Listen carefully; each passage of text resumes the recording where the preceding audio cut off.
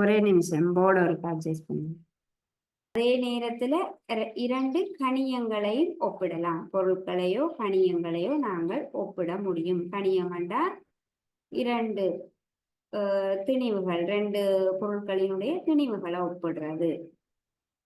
அப்ப விகிதமாண்டா மூன்று விஷயங்கள் எங்களுக்கு ஞாபகத்துக்கு வர வேணும். ஒரே அலகில் அளக்கப்பட்டவையாக இருக்க வேணும். அடுத்தது, இரண்டு அல்லது இரண்டுக்கு மேற்பட்ட பொருட்களையோ அல்லது கணியங்களையோ நாங்கள் ஒப்பிட முடியும். இரண்டு அல்லது இரண்டிற்கு மேற்பட்ட பொருட்களை ஒப்பிடலாம்.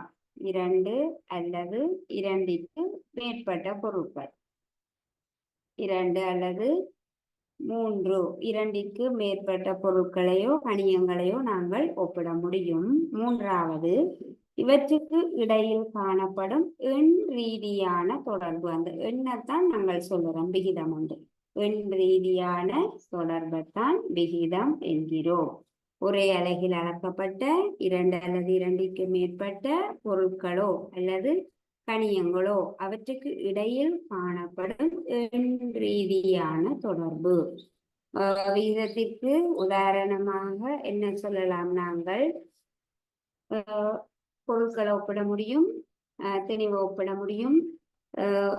அதே நேரத்துல நிறைய விஷயங்களை நாங்கள் ஒப்பிட முடியும் அந்த விகிதத்திற்காக. இப்போ உதாரணமாக நாங்கள் எண்ணிக்கையை ஒரு கணியமாக எடுக்கும் போது, ஒரு வகுப்பில் இருக்கக்கூடிய ஆண் பிள்ளைகளின் எண்ணிக்கை 18,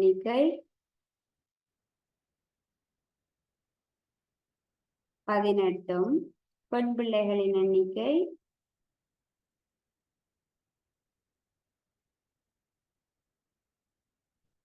12 இருந்தால், இந்த இருவரினதும் ஆண் பிள்ளைகளினதும் பெண் பிள்ளைகளினதும் எண்ணிக்கையை விகிதமாக நாங்கள் என்ன எழுதலாம்? 18 விகித குறியீடு 12 என எழுத முடியும். இதுதான் விகிதம்.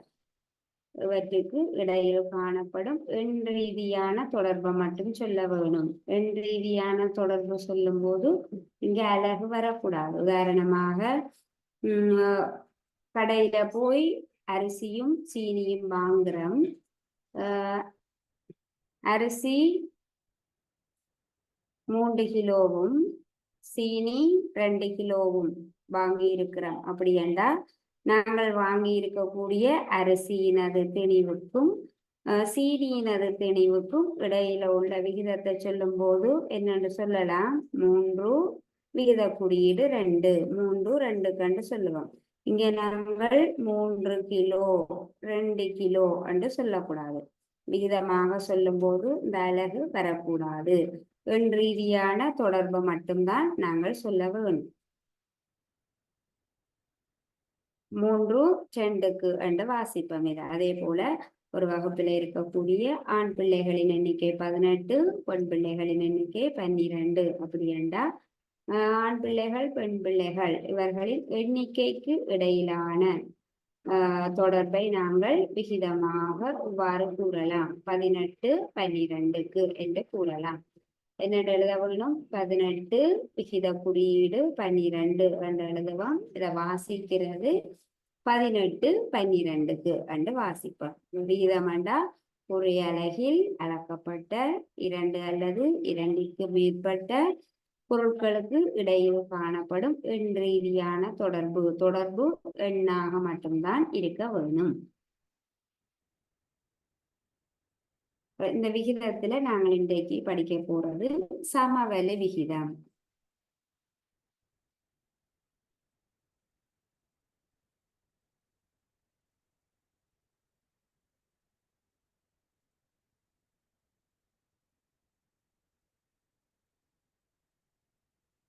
சமவெளி விகிதம் அப்படி என்றால் என்னன்னு படிக்க போறோம். சமவெளி விகிதம் சமவெளி விகிதம் படிக்கிறதுக்காக நாங்கள் சமவெளி பின்னத்தை ஞாபகப்படுத்தணும். சமவெளி விகிதம் படிக்க போறோம். அதற்காக சமவெளி பின்னம் அப்படி என்றால் என்ன நாங்கள் படிச்சிருக்கிறோம் ஏற்கனவே. பின்னம் என்கிற பாடத்துல சமவெளி பின்னம் அப்படியேண்டா என்னென்று படிச்சிருக்கிறோம். அதாவது ஒரு பின்னத்திற்கு சமனான பின்னம். பின்னமண்டா அப்படி இருக்க வேணும். ஒரு பகுதி எண் இருக்கும், ஒரு தொகுதி எண் இருக்கும். பகுதி எண்ணையும் தொகுதி எண்ணையும் பயன்படுத்தி எழுதக்கூடியதை தான் நாங்கள் என்ன சொல்லுவோம், பின்னம் என்று சொல்லுவோம். இந்த பின்னத்தை என்னென்று வாசிப்போம். 4 3, 4 பங்குகளில் 3 பங்குகள். 4 3 என்று வாசிப்போம். ஒரு பின்னம் எழுதி இருக்கிறோம். இந்த பின்னத்துக்கு சமவெளி பின்னம் அப்படி என்றா என்ன? இந்த பின்னத்தினுடைய சமவெளி பின்னம் என்றா என்ன? சமவெளி பின்னத்தை நாங்கள் எப்படி காணுவோம்? என்னென்ன காணுவோம் சமவெளி பின்னத்தை? ஒரு பின்னத்தினுடைய பகுதி எண்ணையும் தொகுதி எண்ணையும் ஒரே எண்ணால் பெருக்கி சமவெளி பின்னத்தை பெற்றுக்கொள்ள முடியும். ஒரு பின்னத்தின் பகுதி எண்ணையும் தொகுதி எண்ணையும் ஒரே எண்ணால் பெருக்கி சமவெளி பின்னத்தை நாங்கள் பெற்றுக்கொள்ள முடியும். ஒரே எண்ணால பெருக்குவோம். 1 0 தவிர்ந்த ஒரு எண்ணால பெருக்குவோம். ஏனென்றால் 0ஆல பெருக்கினோம்டா 0 மேலேயும் கீழையும் 0 ஆயிடும். 1ஆல பெருக்கினோம்டா அதே பின்னம் தான் கிடைக்கும். எந்த ஒரு எண்ணையும் 1ஆல பெருக்கினோம்டா அதே எண் தான் கிடைக்கும். ஆகவே 0 1 தவிர்ந்த இன்னும் ஒரு எண்ணால் ஒரு பின்னத்தினுடைய பகுதி எண்ணையும் தொகுதி எண்ணையும் பெருக்கி சமவெளி பின்னத்தை நாங்கள் காண முடியும். ஆகவே நாங்கள் 4 3 என்கிற பின்னத்தினுடைய பகுதி எண்ணையும் தொகுதி எண்ணையும் ஒரு எண்ணால ஏதாவது ஒரு எண்ணால பெருக்குவோம். 2ஆல பெருக்கலாம், 3ஆல பெருக்கலாம், 4ஆல பெருக்கலாம், 5ஆல எந்த எண்ணாலையும் பெருக்கலாம். ஆனால் 0ஆலையும் 1ஆலையும் நாங்கள் பெருக்க மாட்டோம். இந்த பின்னத்தினுடைய பகுதி எண்ணையும் தொகுதி எண்ணையும் 5ஆல பெருக்கிறோம். என்னென்று பெருக்குவோம்? தொகுதி எண் தொகுதி எண் தொகுதி எண்ணையும் தொகுதி எண்ணையும் பெருக்கி தொகுதியில எழுதுவோம். 3 தர 5 15.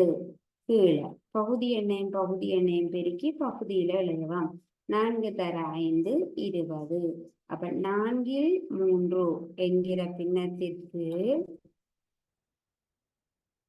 4 3 என்கிற பின்னத்திற்கு சமவெளி பின்னம் ஒன்று கண்டிருக்கிறோம். 20 15. 4 3 என்ற பின்னத்திற்குரிய சமவெளி பின்னம் 20 15. சமவெளி பின்னம் என்றா என்ன? இந்த பின்னத்திற்கு சமனான பின்னம்.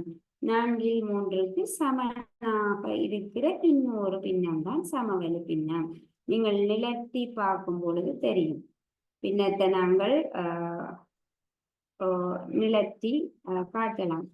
ஒரு உருவாக கீறி பின்னம் அப்படித்தான் உருவாகுது. இப்ப 4 3 எப்படி உருவாகிறது? ஒரு முழு உருவை 4ஆக பிரிச்சு அதுல 3 பங்குகளை நிலட்ட வேணும்.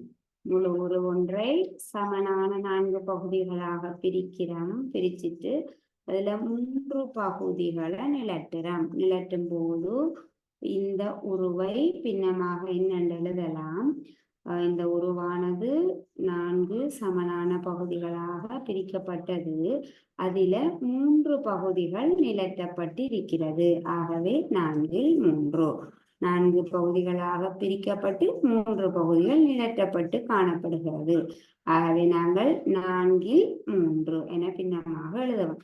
அப்ப இதே போல 4 3 இவ்வாறு உருவாக காட்டுவது போல இந்த 20 15ஐயும் உருவாக காட்டினோம்னா இப்படித்தான் இருக்கும்.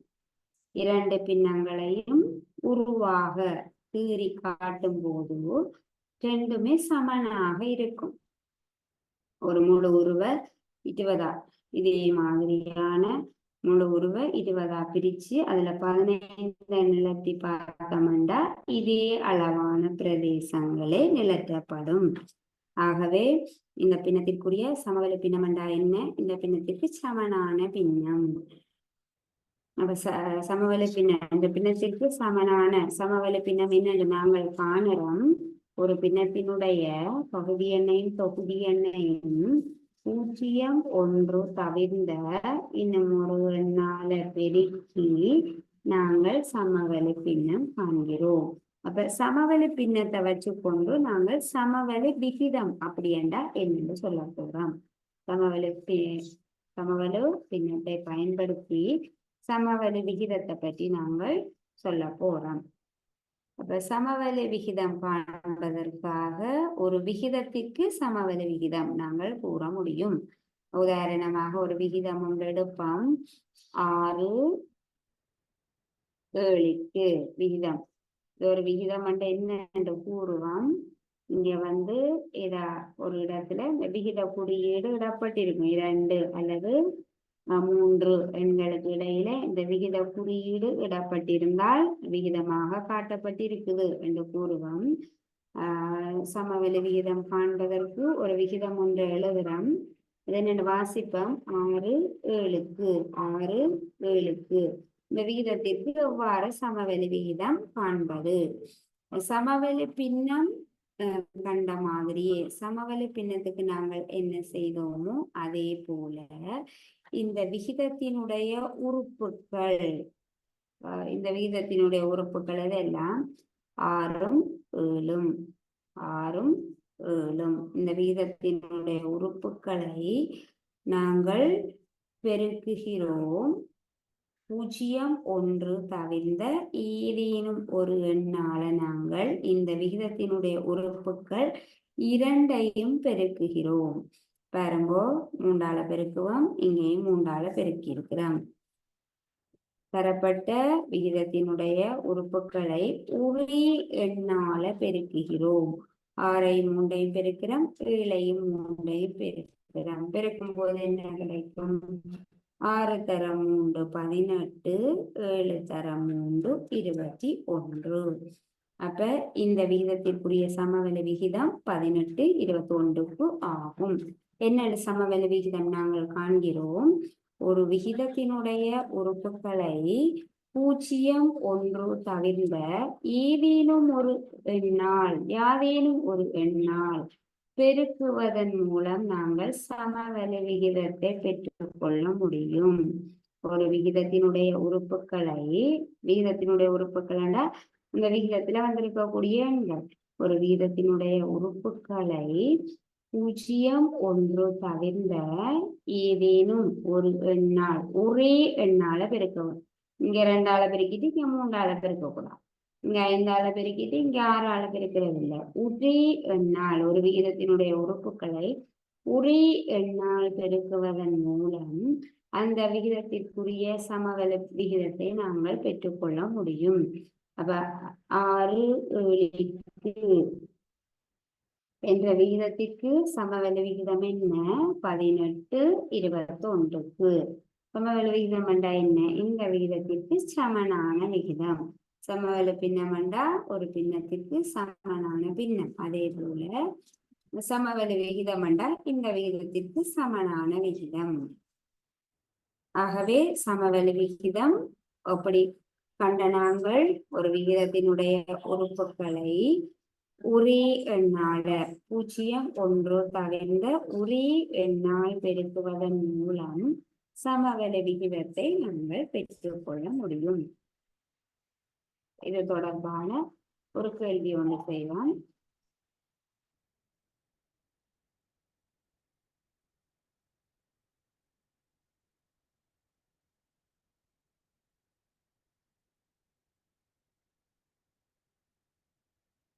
ஐந்து 8ற்கு 5 8ற்கு என்ற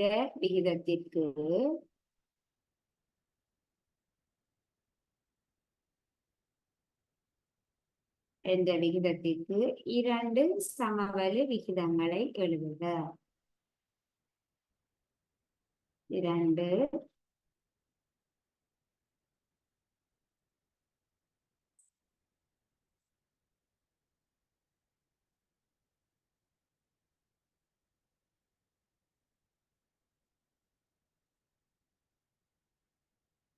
5 8ற்கு என்னென்று வாசிக்கிறது? 5 8க்கு என்ற விகிதத்திற்கு இரண்டு சமவெளி விகிதங்களை எழுதுக. 2 சமவெளி விகிதங்களை எழுத போறோம். முதலாவது சமவெளி விகிதத்தை எழுதுவோம். என்ன செய்ய வேணும்? சமவெளி விகிதம் காண்பதற்கு தரப்பட்ட விகிதம் 5:8. இந்த விகிதத்தினுடைய உறுப்புகளை, இந்த விகிதத்துல 2 உறுப்புகள் இருக்குது, 2 எண்கள் இருக்குது, ஆகவே 2 உறுப்புகள் இருக்குது. இந்த விகிதத்தினுடைய உறுப்புகளை 0, 1 தவிர்ந்த ஏதேனும் ஒரு எண்ணால நாங்கள் பெருக்கிறோம்.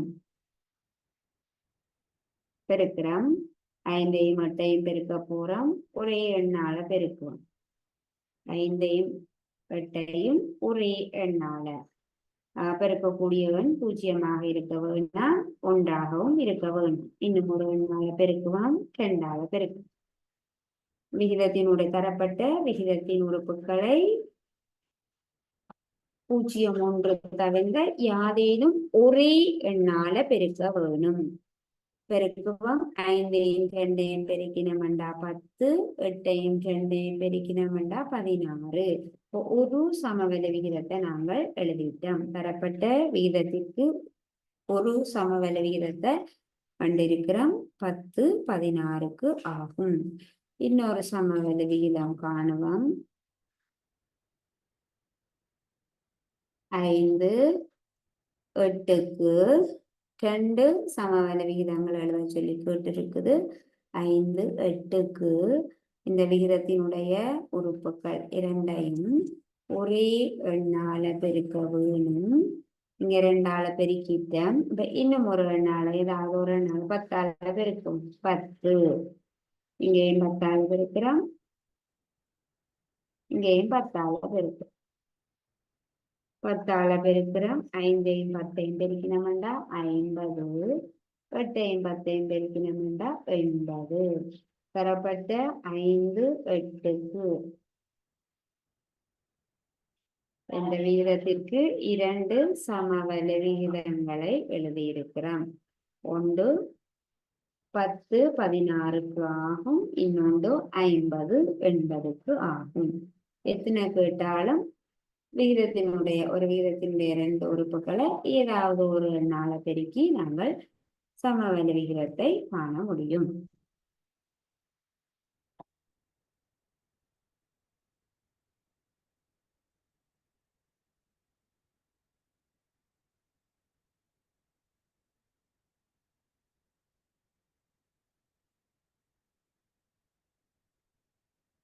அடுத்ததாக இந்த சமவெளி விகிதத்தை நாங்கள் காண்பதற்காக இன்னொரு முறையை நாங்கள் பயன்படுத்த போறோம். சமவெளி விகிதம் படிச்சு கொண்டிருக்கிறோம்.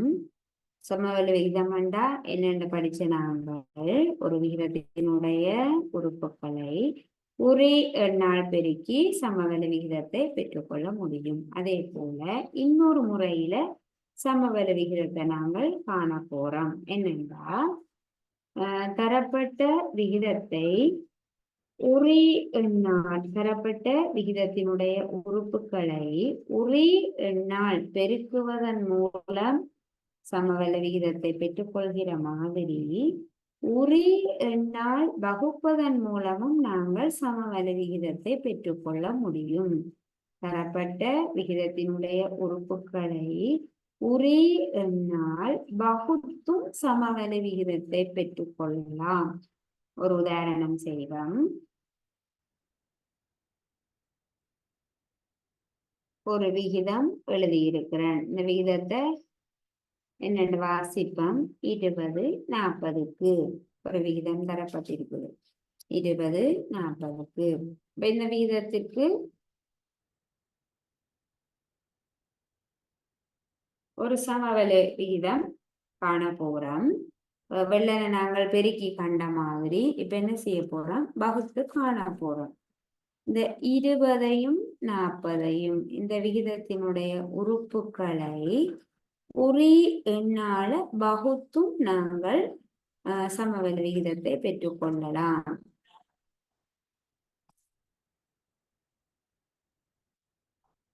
தள்ளி தள்ளி எழுதுவோம். 20,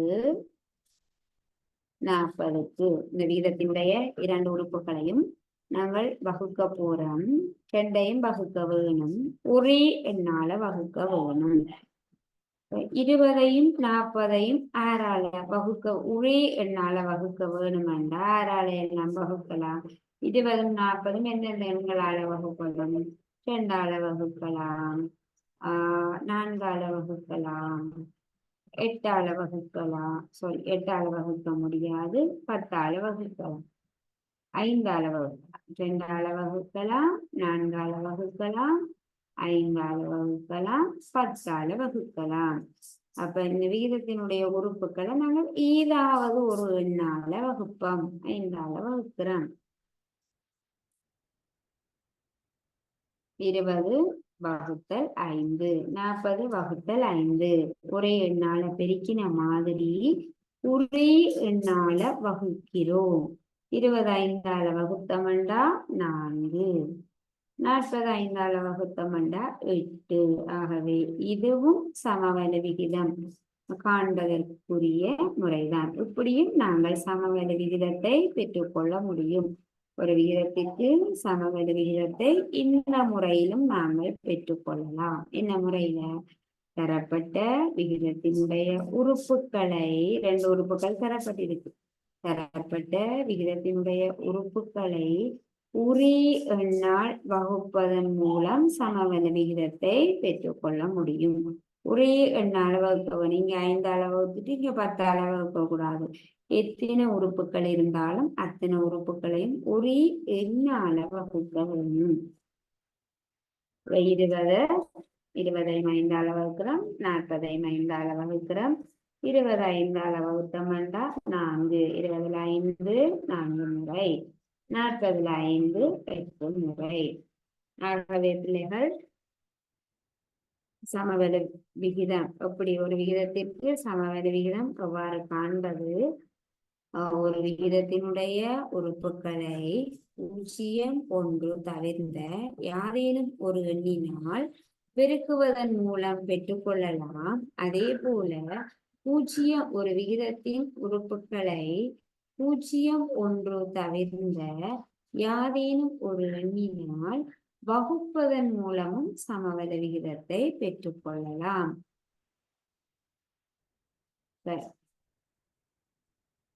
இதுக்கு நாங்கள் ஒரு கேள்வி செய்யலாம்.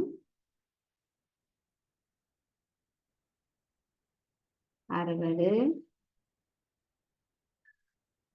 100க்கு என்ன வாசிப்போம்? இத 60 100க்கு என்ற விகிதத்திற்கு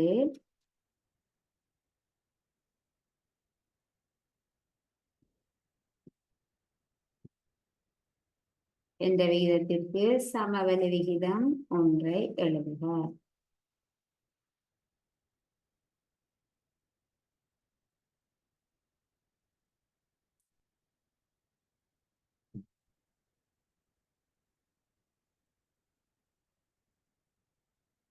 அறுபது 100க்கு விகித குறியீடு தரப்பட்டிருக்குது. ஆகவே என்னென்று வாசிக்க வேண்டும்?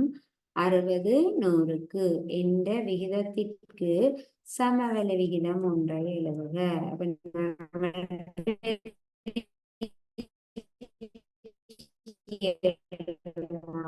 வகுத்து எழுத போறோம்.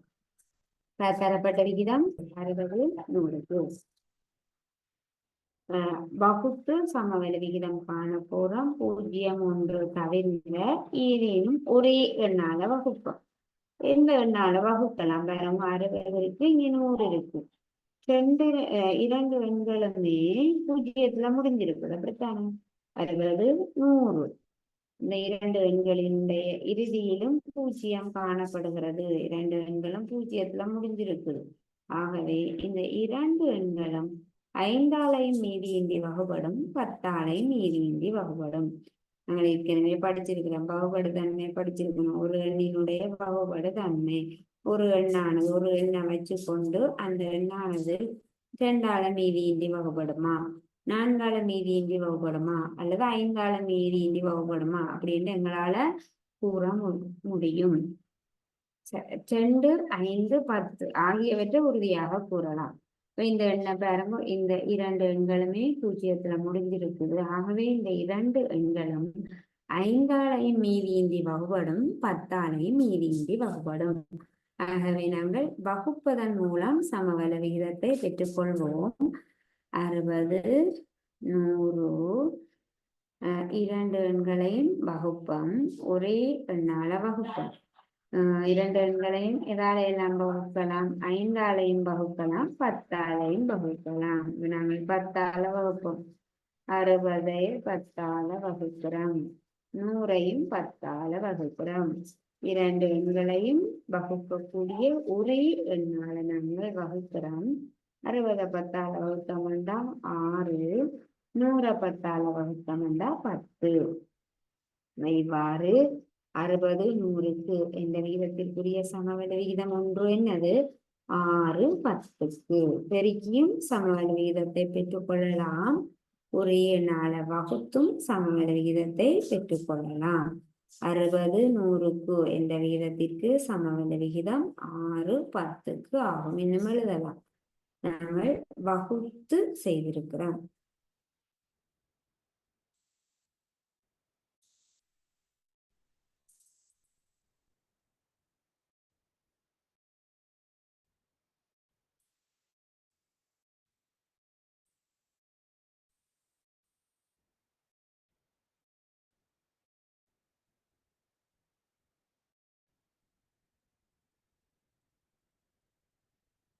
அப்படி என்றா என்னென்ன படிச்சிருக்கிறோம்.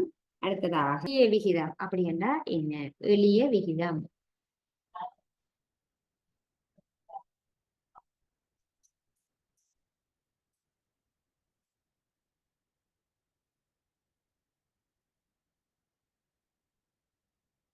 எளிய விகிதம் என்றா என்னன்னு பார்ப்போம். எளிய விகிதம் அப்படி என்றா என்ன? எளிய விகிதம் என்றா ஒரு விகிதத்தை சுருக்கிய வடிவத்தில காட்டுவது. ஒரு விகிதத்தில் இருக்கக்கூடிய உறுப்புகளை மிகவும் சுருக்கமாக எளிய வடிவில் காட்டுவது. உதாரணமாக 8 10க்கு இந்த விகிதத்திற்கு நாங்கள் எளிய விகிதம் எவ்வாறு காண்றதுன்னு பார்ப்போம். எளிய விகிதம் என்றால் என்ன? எளிய வடிவத்தில் காட்டுவது. இந்த விகிதத்தை இன்னும் எளிய வடிவில் காட்டுவது. இந்த விகிதத்தினுடைய உறுப்புகளை வகுபடக்கூடிய ஒரே எண்ணால மீண்டும் மீண்டும் வகுத்து நாங்கள் எளிய வடிவமாக மாற்றுவதுதான் எளிய விகிதம் எனப்படும். ஒரு எளிய விகிதம் என்றால் என்ன? தரப்பட்ட விகிதங்களை ஒரே எண்ணால் வகுத்து மிகச் சிறிய முழு எண்கள் உடைய விகிதமாக மாற்றுவது.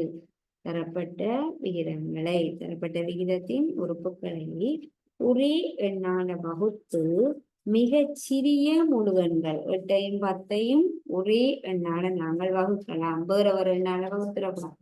ஒரே எண்ணால வகுத்து திரும்ப திரும்ப வகுத்து நாங்கள் மிகச் சிறிய முழு எண்களை உடைய விகிதமாக மாற்ற வேண்டும். அப்ப 8 10க்கு அந்த விகிதத்திற்கு எளிய விகிதம் எழுதுவோம். என்ன செய்ய வேணும்? 8 10க்கு எளிய விகிதம் வேண்டாம், கண்டிப்பா வகுக்க வேணும். ஏதாவது ஒரே எண்ணால் 8ஐயும் 10ஐயும் வகுக்கக்கூடிய எண் 8ஐயும் 10ஐயும் எந்த ஒரு எண்ணால நாங்கள் வகுக்கலாம். 2ஆல வகுக்கலாம். 1ஆல வகுக்க வேணாம், 0ஆல வகுக்க வேணாம். அடுத்தது 0 1 அடுத்தது 2. 2 வந்து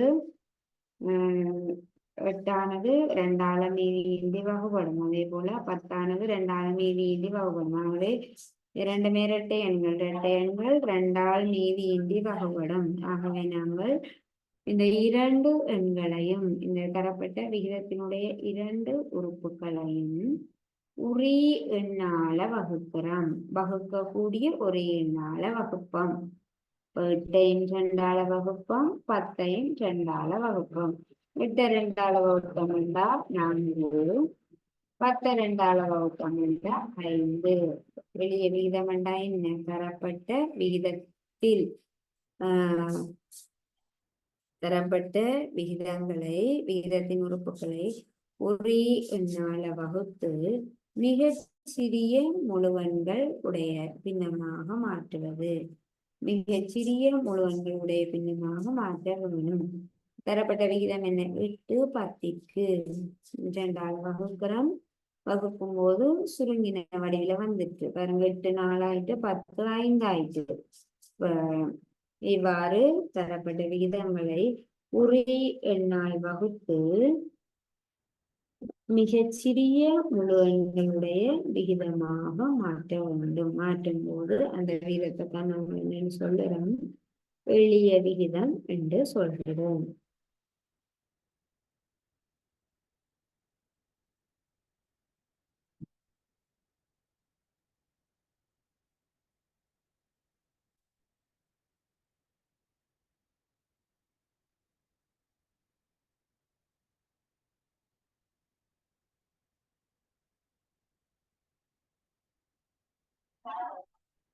ஒரு கேள்வி செய்யலாம்.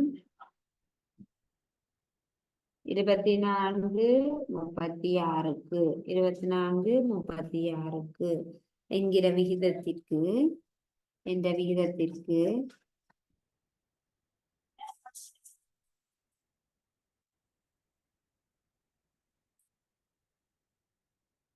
எளிய விகிதம் ஒன்றை எழுதுக.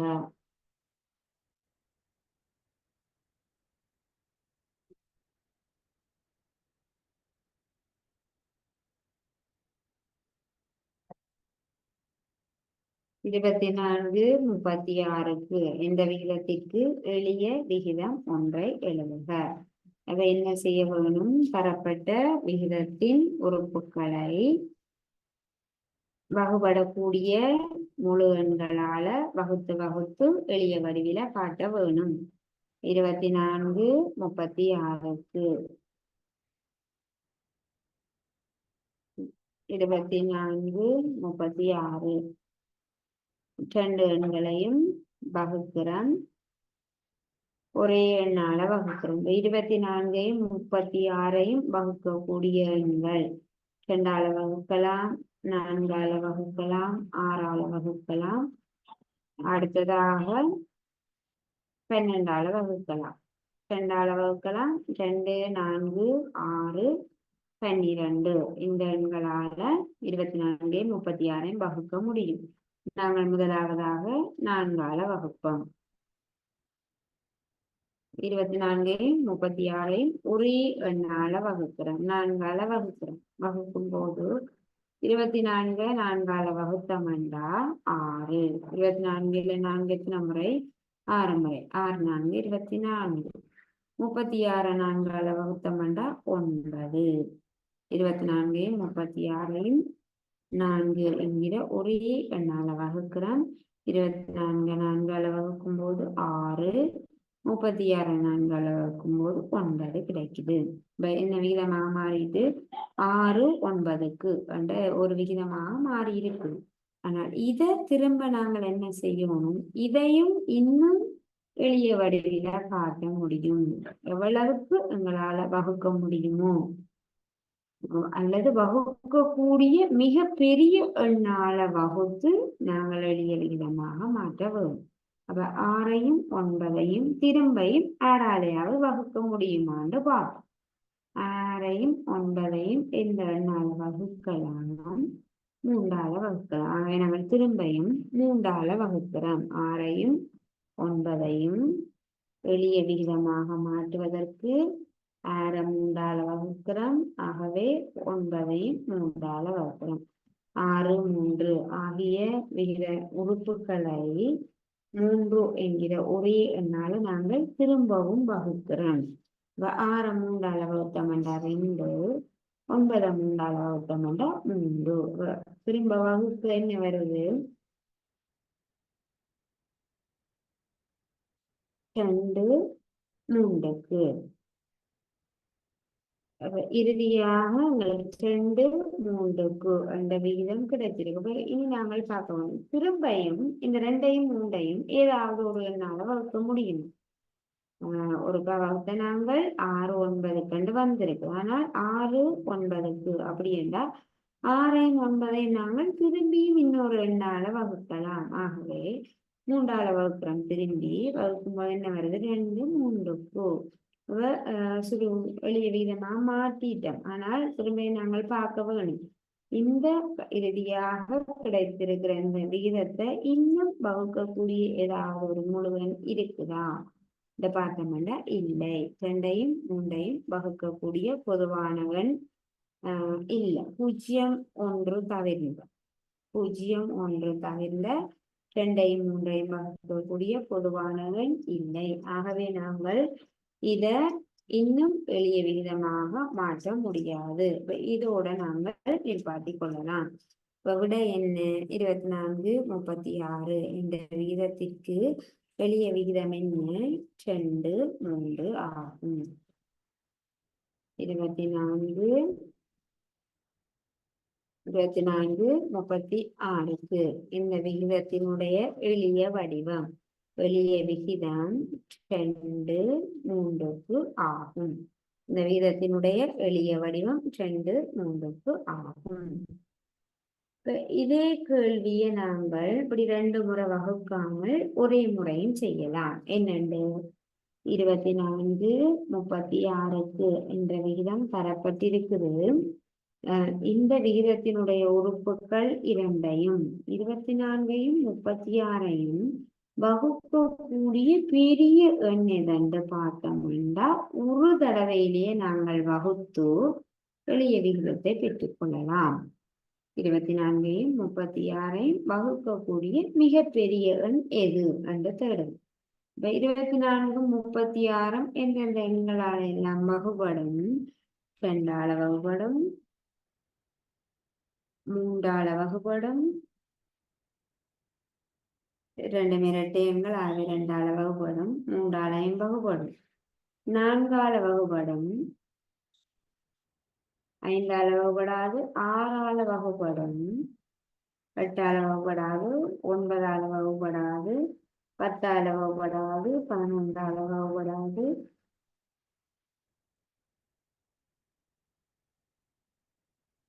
12ஆல வகுபடும். என்ன செய்யறோம்? ஒரே தடவையிலேயே நாங்கள் இந்த கேள்வியை செய்ய வேண்டும் என்றால் 24ஐயும் 36ஐயும் தரப்பட்ட விகிதத்தின் உறுப்புகள் 2ஐயும் வகுக்கக்கூடிய மிகப்பெரிய எண் எது? 2 எண்களாலையும் வகுப்படக்கூடிய தரப்பட்ட விகிதத்தின்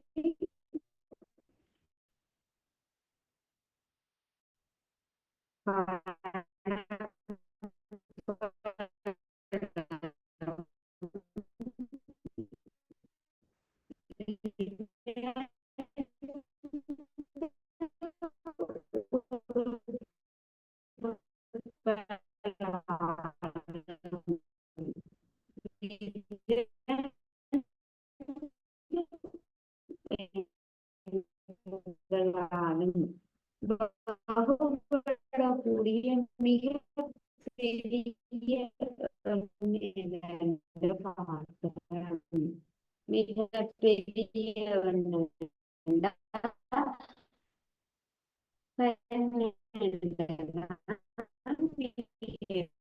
பெரிய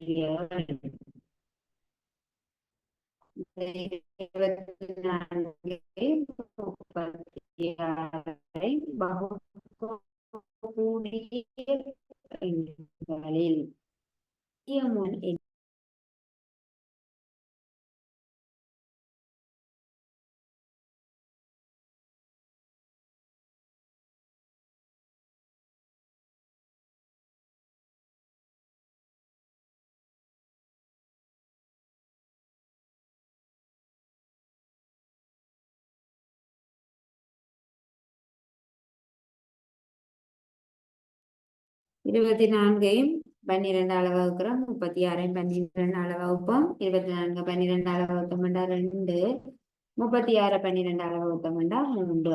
ஒரே தடவையிலேயே நாங்கள் இந்த விடையை பெற்றுக் கொள்ளுறோம். ஆனால் இங்க என்ன செய்திருக்கிறோம்? 2 முறை வகுத்திருக்கிறோம். ஒரே தடவையிலேயே நாங்கள் எளிய விகிதத்தை பெற்றுக்கொள்ள முடியும். தரப்பட்ட எளிய விகிதம் என்றா என்ன?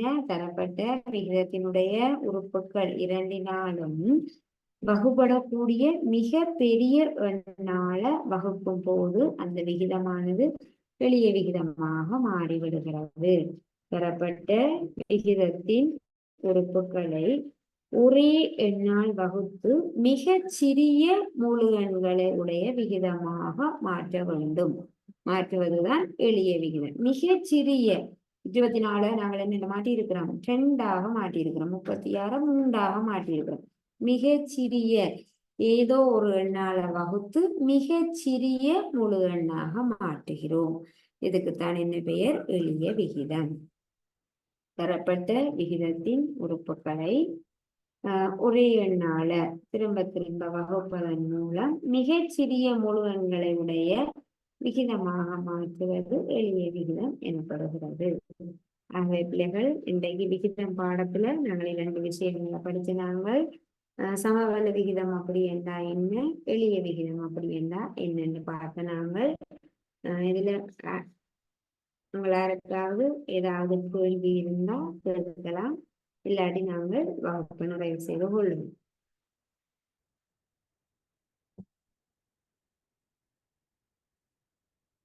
ஏதாவது கேள்விகள் இருந்தா கேட்கலாம், இல்லாட்டி நாங்கள் வகுப்பு நிறைவு செய்து கொள்ளுவோம்.